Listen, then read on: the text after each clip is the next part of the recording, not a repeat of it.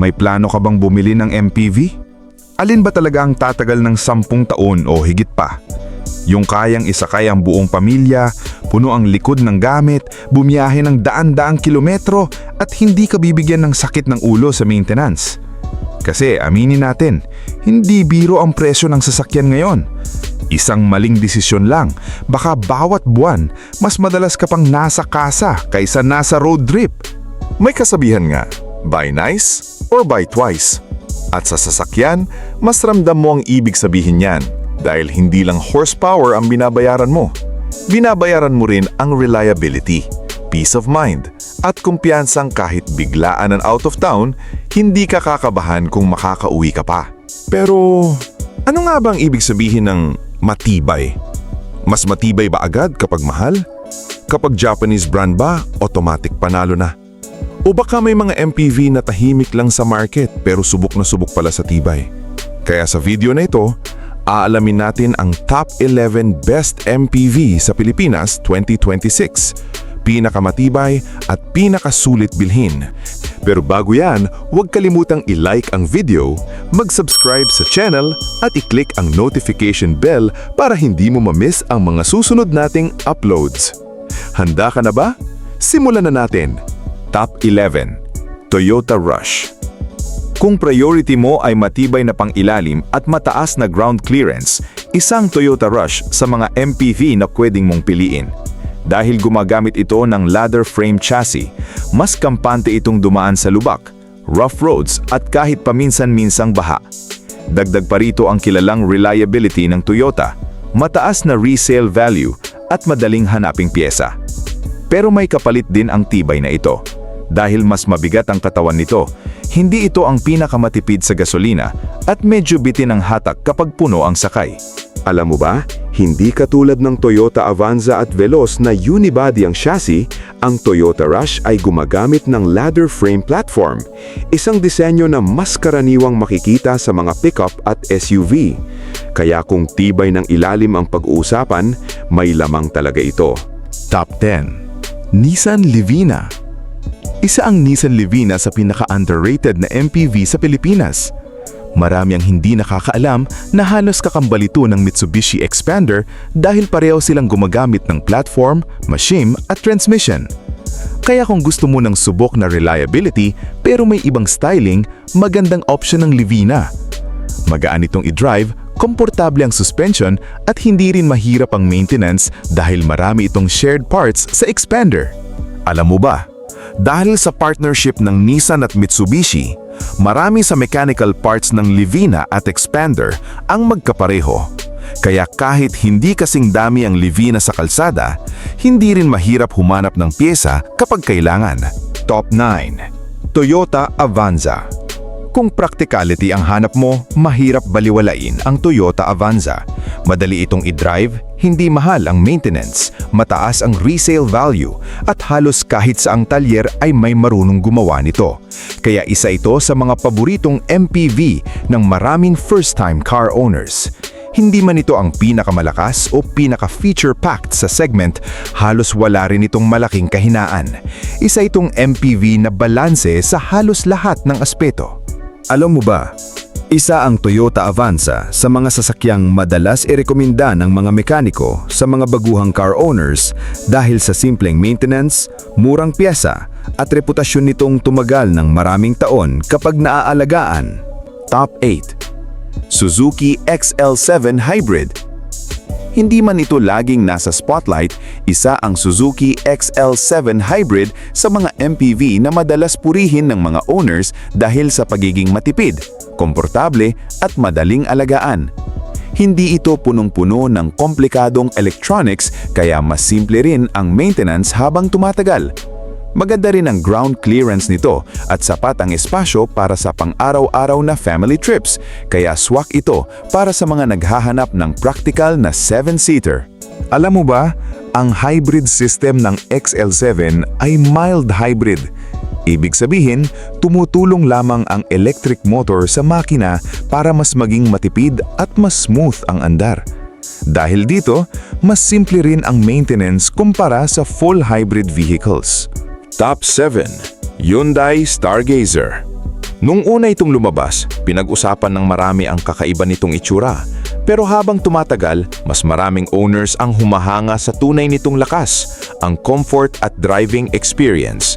Magaan itong i-drive, tahimik ang cabin at marami ring safety features tulad ng Hyundai Smart Sense sa mas matataas na variants. Dagdag pa rito ang magandang fuel efficiency at mahabang warranty, kaya isa ito sa mga MPV na mabilis ang pag-angat ng reputasyon sa Pilipinas. Alam mo ba, maraming motorista ang nagsasabing nagbago ang tingin nila sa Hyundai Stargazer matapos nila itong matest drive. Sabi nga ng ilan, huwag mong husgahan sa itsura, subukan mo munang imaneho. Top 6. Suzuki Ertiga Hybrid. Kung practicality ang pagbabasehan, isa ang Suzuki Ertiga Hybrid sa pinakamahirap talunin. Hindi ito ang may pinakamaraming features o pinakamalakas na makina, pero pagdating sa tipid sa gasolina, murang maintenance at long-term reliability, napakahusay ng pinapakita nito. Isa rin ito sa mga MPV na madalas irekomenda sa mga pamilyang naghahanap ng sasakyan na hindi mabigat sa bulsa pagdating sa maintenance. Simple ang engineering nito, kaya mas kaunti rin ang pwedeng maging problema habang tumatagal. Alam mo ba, maraming owners ng Suzuki Ertiga ang umaabot ng mahigit 100,000 kilometers na ang tinatakbo nang wala pang major engine repairs? Patunay ito na minsan hindi kailangang sobrang high-tech ang sasakyan para maasahan sa loob ng maraming taon.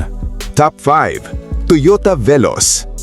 Kung gusto mo ng MPV na parang crossover ang dating, isa ang Toyota Veloz sa pinakamagandang choice. Kumpara sa Avanza, mas premium ang interior, mas marami itong safety features at mas kumpleto ang driving aids tulad ng Toyota Safety Sense at 360-degree camera sa mas mataas na variant. Bukod sa madaling i-drive, mataas din ang resale value nito at hindi mahirap ang maintenance dahil malawak ang service network ng Toyota sa buong bansa. Alam mo ba, bagamat magkamukha ang Toyota Avanza at Veloz, magkaiba ang target buyers nila. Ang Avanza ay para sa practicality, habang ang Veloz ay ginawa para sa mga gustong makuha ang mas premium na features nang hindi umaabot sa presyo ng isang SUV. Top 4. Geely Okavango. Kung power at space ang pag-uusapan, isa ang Geely Okavango sa pinakamalakas na MPV sa segment. Bukod sa maluwag nitong cabin, meron pa itong 1.5-liter turbocharged engine na may 48-volt mild hybrid system, kaya mas malakas ang hatak kumpara sa karamihan ng mga karibal nito.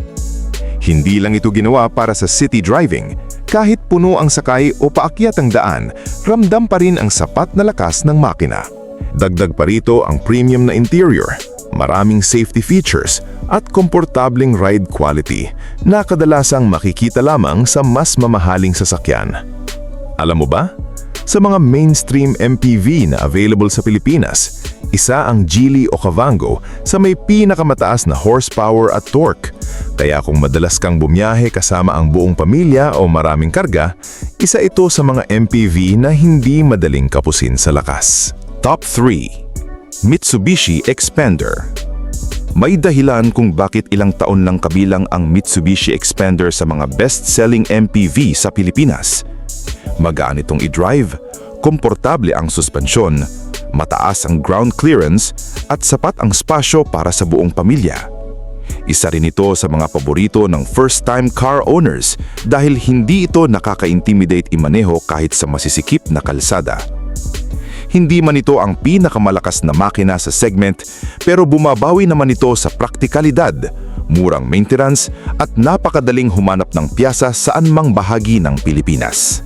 Alam mo ba, noong 2023, nalampasan ng Mitsubishi Expander ang Toyota Innova bilang best-selling MPV sa Pilipinas. Isang malaking pagbabago matapos ang maraming taong pamamayani ng Innova sa segment. Dahil dito, mas lalo pang lumaki ang komunidad ng Expander owners sa bansa. Top 2. Toyota Innova Diesel. Kung tibay lang ang pag-uusapan, malamang marami ang magsasabing ito ang tunay na number 1. Ang Toyota Innova Diesel ay matagal nang kilala sa matibay nitong 2.8-liter GD diesel engine.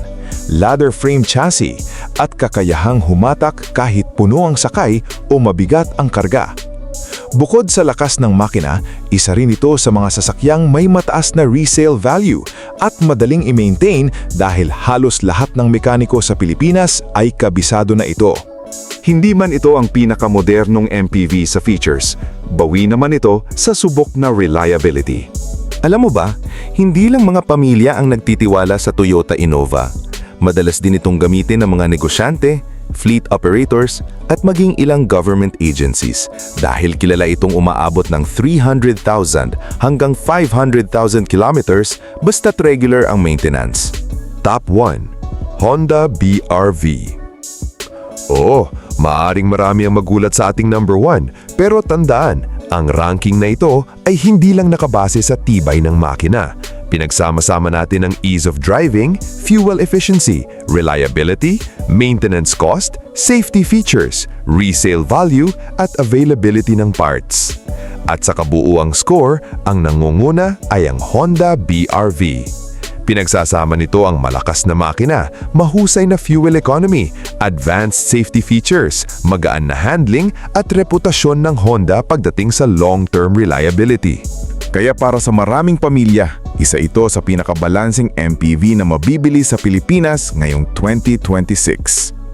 Alam mo ba, sa maraming owner reviews at comparison discussions, madalas ilarawan ang Honda BR-V bilang Jack of all trades. Maaring hindi ito ang pinakamahusay sa iisang aspeto, pero napakahirap din humanap ng seryosong kahinaan nito.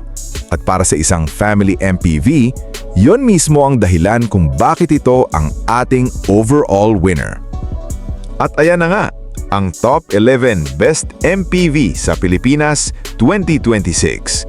Pinakamatibay at pinakasulit bilhin. Ikaw kabida, sang-ayon ka ba sa ating number 1? O para sa'yo, Toyota Innova pa rin ang tunay na hari pagdating sa tibay? Baka naman Expander, Stargazer, o iba pang MPV ang karapat-dapat sa unang pwesto? I-comment mo na sa ibaba ang number 1 MPV mo at sabihin mo na rin kung bakit iyon ang pipiliin mo. At kung nag-enjoy ka sa video na ito at may bago kang natutunan, huwag kalimutang mag-like, mag-subscribe at i-click ang notification bell para hindi mo ma-miss ang susunod nating mga uploads. Maraming salamat sa panonood. Hanggang sa muli, kabida!